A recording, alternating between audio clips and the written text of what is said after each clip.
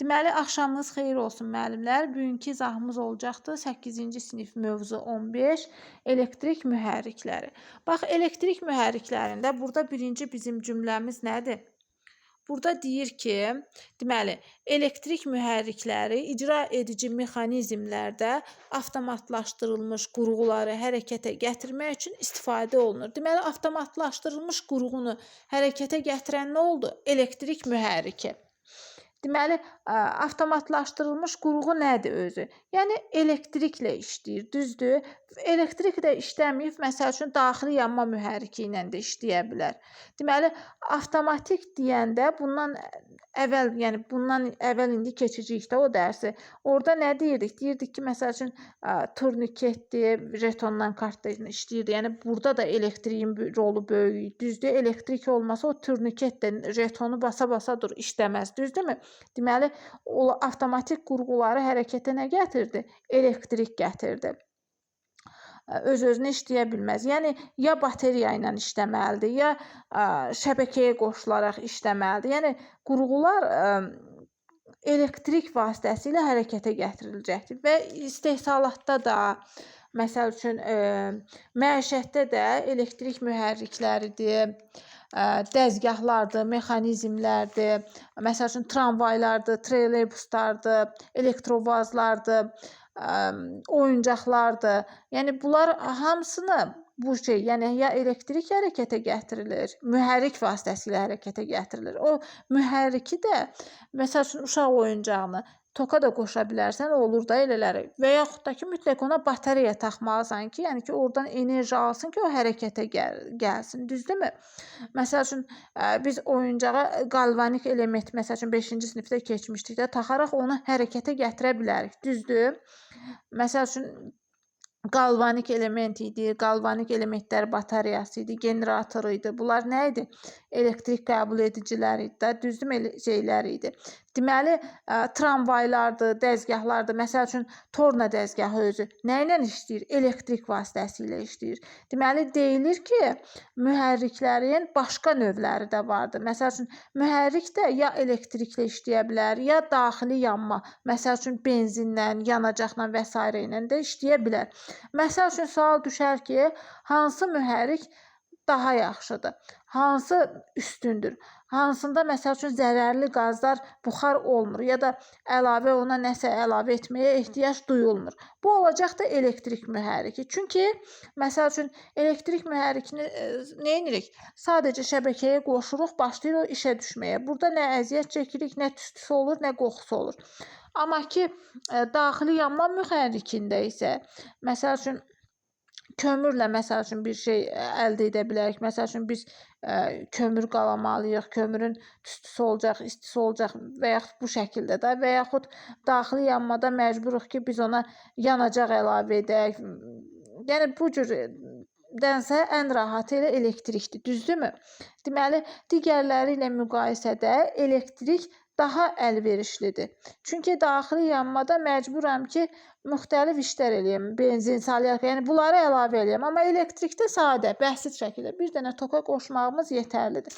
Məsəl üçün, buxarla olanda nə etməliyəm? Ocaq qalamalıyam, orada su olmalıdır. Mühərrik, məsəl üçün, buxarla işə düşsün, düzdür? Bunlar da elektriklə müqayisədə vaxt aparandır. Ancaq elektriki şəbəkəyə qoşduq, o işə düşdü. Deməli, elektrik mühərrikinin əsas üstünlüyü nədir? Düşür bu da testdə. Onun faydalı iş əmsalının olmağı. Məsəl üçün, benzin bitdi, o dəqiqə işimiz dayanacaq, düzdür? Ancaq elektrikdə iş faydalı olur. İndi baxaq. Elektrik mühərriki nədir? Buna baxırıq. Deməli, elektrik enerjisini mexaniki enerjiyə bu necə çevirir? Buna baxırıq. İndi misal çəkək ət çəkəni. Məsəl üçün, biz ət çəkəni elektrikə qoşuruq, o da çevrilir mexaniki enerjiyə. Mexaniki də o deməkdir ki, nəsə bir təzyiq edir, nəsə bir iş görür. Elektrik enerjisini nə etdi? Mexaniki C-yə çevirdi. Mexaniki işə nə çevirdi? Təbii ki, elektrik mühərriki. Deməli, enerjini mexaniki işə çevirən nə oldu? Elektrik mühərrikinin özü. Deməli, aşağıdakı əlamətlərinə görə də təsnif edilir. Deməli, bu hissələrdən testdə düşür müəllimlər. Məsəl üçün, deyilir ki, hansı əlamətləri var elektrik mühərriklərinin? 3 dənə əlamətləri var. Bunlar hansılardır və s. Bir də, məsəl üçün, testdə düşür ki, fırlanan maqnit sahəsinə görə necə olur? Məsəl üçün, variantda yazar ki, dəyişən, sabit, kollektorlu, kollektorsuz, bir fazlı, 3 fazlı, yəni bunlar qarışdır. Məsəl üçün, fırlanan maqnit sahəsinə alınmasına görə neçə cür olur? Yadınızda qalsın ki, kollektorlu və kollektorsuz. Fırlananda da L var, kollektorlu, kollektorsuz. Bunların hər ikisində L hərfi var. Deməli, fırlanan maqnit sahəsi alınma üsuluna görə necə oldu? Yadınızda qalsın 2 formada. Kollektorlu və kollektorsuz. Məsəl üçün, istifadə olunan cəryanın növünə görə neçə cür olur? Yadınızda qalsın, o da 2 cürdür. Sabit və dəyişən. Məsəl üçün, fazların miqdarına görə necə olur? Məsəl üçün, tək rəqəmlə yadınızda saxlayın. 1 fazlı, 3 fazlı. Hər ikisi də təkdir. Məsəl üçün, 1 fazlı, 2 fazlı, 4 fazlı yox. 1 də tək rəqəmdir, 3 də tək rəqəmdir. Ona görə yadınızda qalsın ki, necə olur? 1 fazlı və 3 fazlı formada yadımızda saxlayırıq. Deməli, indi baxırıq kollektorlu elektrik mühərrikinin iş prinsipinə. Görək bu kollektorlu mühərrikin iş prinsipi necədir? Bax, fizika qanunlarında nə deyir? Birinci şəklə baxaq. Burada bizə şəkil verilibdir. Bax, burada 2 dənə maqnit sahəsi var. Oradan da nə keçir? Bax, 2 maqnit sahəsi var. Oradan da görürsünüz, oxlar vasitəsilə nə keçir? Elektrik keçir. Biz də əlimizi ora tutmuşuq. Bax, bir əl işarəsi də verilibdir burada. Maqnit sahələridir, ortasından elektrik keçir. Biz də əlimizi nə eləmişik? Orta hissədən tutmuşuq. Düzdürmü? Deməli, burada nə edirik? Burada sanki biz bir metal naqil də var. Deyilir ki, fizika qanununa əsasən demək olar ki, məsəl üçün, maqnit sahəsində olan naqilə elektrik cərəyanı buraxdıqda, ona cərəyan ətrafda yaranan maqnit sahəsi ilə sabit maqnit sahəsinin yaranan, məsəl üçün, qarşılıqlı qüvvəni, məsəl üçün, təsir etməyə başlayacaq. Yəni, bu adi maqnit deyil də, deyilir ki, qüvvəyə təsir edəcək. Yəni, maqnit təsir göstərəcək, yəni özünə çəkəcək də orada, düzdürmü? Deməli, maqnit sahəsində də cərəyanlı naqilə təsir edən qüvvənin istiqaməti sol əl qaydası ilə təyin edilir. Yəni, sol əlimizi nə edirik? Tuturuq. Nə üçün sol əl? Bunu necə yadda saxlayaq? Belə düşünək də, müəllimlər. Belə düşünək ki, maqniti sağ əlimizlə tuturuq. Sol əldə köməkçidir, düzdür? Təsəvvür edək ki, bu maqnitləri nə eləmişik? Sağ əllə tutmuşuq, amma sol əlimizi biz nə edirik? Ora tuturuq da köməkçi. Sol əl qaydası ilə eləyirik. Belə yadda saxlayaq. Məsəl üçün, çəkici sağ əllə tuturduq, sol əl mismarı tutmağa köməkçi kimi. Burada da yəni sol əl qaydası ilə yadımızda saxlayırıq. Deməli, sağ əlimizlə tuturuq, sol əldə köməkçidir. Məsəl üçün, sol əllə yoxlama işini görürük. Yəni, sağ əllə dedik ki, aləti tuturuq, sol əllə yoxluyuruq. Testdə yazar ki, hansı qaydadan istifadə olunur? Yadda saxladıq ki, sol əl qaydasından. Sol əllə tutulur, maqnit sahəsinin qüvvə xətləri, məsəl üçün, ovcumuza daxil olmaqla 4 dənə barmağımız cərəyanın istiqamətinə yönəlsin. Bax, 4 dənə ayda, getdi bircə dəqiqə.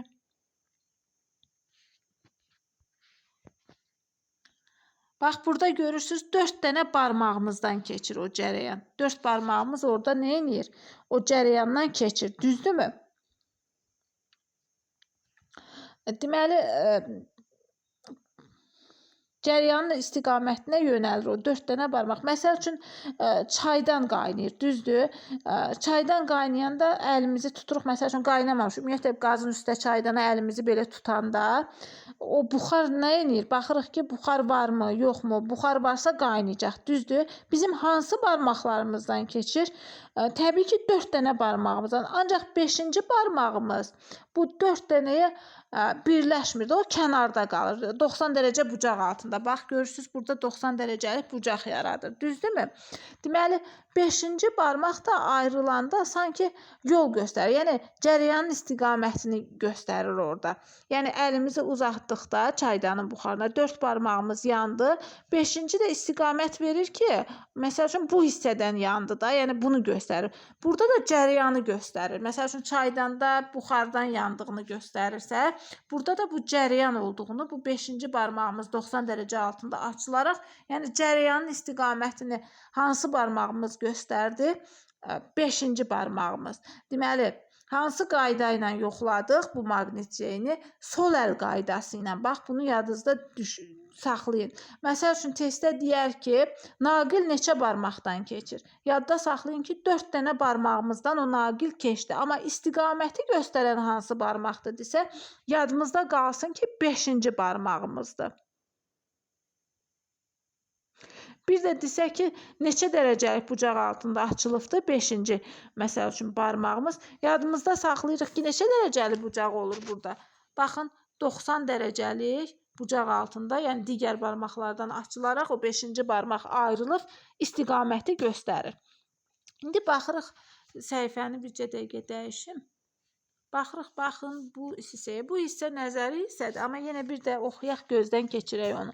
Bax, cərəyan keçən naqilin maqnit qütbləri arasında davamlı hərəkətini təmin etmək üçün onu neynirlər? Çərçivə şəklində salırlar da. Deməli, neynirlər? Çərçivəyə salırlar ki, o qütblərdə neynəsinlər? O hərəkətə nəzarət eləsinlər. Deməli, bu çərçivədə hər iki tərəfinə maqnit eyni anda verilir, amma əks istiqamətdən verilir da. Görürsünüz, əks istiqamətdən, hərəsi bir tərəfdən verilir. Əks istiqamətdə təsir göstərəcək. Deməli, çevrənin bir tərəfini cəzb edəcək, digər tərəfini neynəyəcəkdir? O zaman itələyəcəkdir. Yarım dövrdən sonra çərçivə dayanacaq. Çərçivənin eyni istiqamətində hərəkəti təmin etmək üçün isə həmin an oradakı cərəyanın istiqamətini dəyişmək lazımdır. Yəni, daha dəqiq desək, mənbədən cərəyan götürən naqillərin uclarının nə etmək lazımdır? Bu naqillərin uclarının yerini dəyişmək lazımdır burada göstərilən. Bu da kollektorlu mühərrikin işinin əsasıdır. Deməli, o naqillərin yerini dəyişmə işinə nə baxır? Kollektorlu mühərrik. İndi baxaq görək, burada da testdə düşən hissələr var. İndi onlardan baxaq. Deməli, bir var elektrik mühərrik, məsəl üçün, elektrik mühərrikinin hərəkətsiz hissəsi, bir də var hərəkətli hissəsi. Deməli, elektrik mühərrikinin iki hissəsi var. Hərəkətli hissəsi var, hərəkətsiz hissəsi var. Hərəkətsiz hissə desə, hərəkətsiz sözündə nə var? S hərfi var. Olacaqdır stator. Bax, hərəkətsiz S var, olacaqdır stator. Rotor isə, müəllimlər, yadda saxlayın ki, hərəkətli hissədir. Orada artıq S hərfi yoxdur. S hərfini görən kimi stator götürəcəyik, yəni hərəkətsiz hissə. Amma hərəkətlidə də S hərfi yoxdur, rotorda da S hərfi yoxdur. Yəni bu üsulla yadda saxlayarız. Daha hansı üsulla yadda saxlamaq olar? Məsəl üçün deyək ki, hərəkətsiz, yəni sabitdir. Yəni sabit şey, yəni hərəkətsiz olur, düzdür? Açar məqam nədir burada? Hərəkətsiz, sabit, bir də stator. Bax, elektrik mühərrikinin hərəkətsiz hissəsi S, sabit hissəsi S. Deməli, biz də cavabdan da rotoru yox, statoru axtaracağıq. Nəyə görə? Çünki statorda S hərfi ilə başladığına görə. Bax, bu hissələr testdə düşür, ona görə 100 dəfə deyirəm, yadınızda qalsın. Bax, rotoru isə motor sözü ilə yadda saxlayırıq. Motor da işə düşəndə nə edir? Hərəkət edir, düzdür? Deməli, rotor nə oldu? Bax, bircə dəqiqə qələmi mən çıxardım. Bax, rotor, motor, bir də rotor. Bənzəyirmi bir-birinə sözlər? Bax, dedik ki, rotoru nə sözü ilə yadda saxladıq? Motor sözü ilə. Dedik ki, motor da nə edir? Hərəkətə düşəndə nə edir? İşə düşəndə hərəkət edir, düzdür? Stator isə sabitdir. Yəni hərəkətsiz hissəsidir mühərrikin. Deməli elektrik mühərrikinin hərəkətsiz hissəsi statordur. O daim yəni ki maqnit sahəsi yaradır. Deməli düşünərsiniz ki, daim maqnit sahəsi yaradırsa onda hərəkət edər də, düzdür? Ancaq stator yadınızda qalsın ki, nədir? Hərəkətsiz hissədir. Sual cavabda da soruşsam ki, daimi maqnit sahəsi yaradır. Nə? Yadınızda qalsın ki, daim maqnit sahəsi yaradan olacaqdır stator. Məsəl üçün, quruluş etibarı ilə stator sabitdir. Məsəl üçün, maqnit şəklində və yaxud sarğıları olan, nüvəsi olan, elektromaqnit şəklində də ola bilər. Belə deyək də, elektrik mühərrikinin fırlanan hissəsinə dedik rotor. Amma ki, daim maqnit yaradır desə, götürəcəyik statoru. Bax, fırlanan hissə nə oldu? Rotor oldu. Orada da yəni ki, rotor ola da bilər, əvəzinə val da ola bilər. Yəni, hər ikisi də eyni sözü ifadə edir də, düzdür? Rotorda, mötərizədə yanında val yazıblar. Bircə dəqiqə baxaq o hissəyə, haradaydı o? Kitabda indi gözümə dəymir, altından xətt çəkərsiz, yadınızda qalsın. Yəni rotor, val, yəni hər ikisi də eyni mənanı kəsb edir də, düzdürmü? Yadda saxlayırıq, fırlanan deyirsə, bu sözdə də deməli nə var? L hərfi var. Valda da L hərfi var. Bax, statoru S hərfləri ilə yadda saxladıq, sabit, hərəkətsiz. Bax, fırlanan deyirsə, nətər deyirdi fırlananı cümlədə? Elektrik mühərrikinin fırlanan hissəsinə rotor deyirik, düzdür? Fırlanan oldu nə? Fırlanan deyirsə götürəcəyik valı. Valın da ikinci mənası nədir? Rotordur da, düzdürmü? Biz yəni ki, bilirik ki, fırlanan da rotordur. Deməli, avtomatik olaraq L olacaqdır. Valda da L var, rotor sözü də özü də elə val deməkdir. Məsəl üçün, testdə ikisindən biri verilə bilər. Bilirik ki, fırlanan hissədirsə rotordur, rotorun da ikinci adı valdır. Valda da L var, fırlananda da L hərfi var. Valı biz harda görmüşdük? Məsəl üçün, şpindeldə görmüşdük, düzdür? Şpindeldə harda olurdu? Patronda olurdu, direldə olurdu. Direldə nə edirdi? Həmişə fırlanırdı, düzdür? Fırlanırsa val olacaqdı cavab. Deməli, testdə sual düşəcək ki, lövbər və kollektordan ibarətdir. Cavabımız fırlanan məsəl üçün, L hərfi, lövbər və kollektor, düzdür? Cavabımız nə olacaqdır? Fırlananda da L hərfi varsa, deməli, kollektorda da L hərfi var. Məsəl üçün, lövbərdə də L hərfimiz olacaqdır. Deməli, cavab da valdır, düzdür? Val nədən ibarətdir? Lövbərdən və kollektordan ibarətdir, düzdürmü? Valın ikinci adı da nə oldu? Rotor. Bax, L-ları düzdük dalbadalar. Statorda S-lar idi, deməli, rotorda da L-lardır. Rotorda da nəyə görə L-la uyğunlaşdırdıq? Çünki ikinci adı nə oldu onun? Val oldu. Bax, fırlanan varsa, lövbər varsa, ondan sonra nə var idi? Kollektor varsa hissə olaraq, yəni ki, hansı hissələrdən ibarətdirsə, deyəcəyik ki, lövbər və kollektordan ibarətdir. Aid olacaqdır bunlar hamısı rotora. Bax, valın ikinci adı dedik rotordur. Ancaq lövbərin özü də yəni iki hissəyə bölünür. Nüvə və sarğıdan ibarət olacaq. Desəm ki, nüvə və sarğıdan ibarətdir, deyəcəksiniz lövbər. Desəm ki, lövbər və kollektordan ibarətdir hissə olaraq. Bu zaman rotoru, yəni valı götürəcəyik. Deməli, kollektorda hara bərkidildi? Lövbərin valına. Deməli, kollektoru bərkitdik lövbərin valına, lövbərin varına bərkitdik. Bunlar da yəni ki, kollektorda, lövbər də deməli, hissənin rotorun, yəni valın hissəsi. Amma lövbərin özünün də iki hissəsi var demişdik. Nüvə və sarğıdan ibarətdir. Kollektorlarda hara bərkidildi? Lövbərin valına. Məsəl üçün, burğunu deyirdik ki, hara bərkidirdik?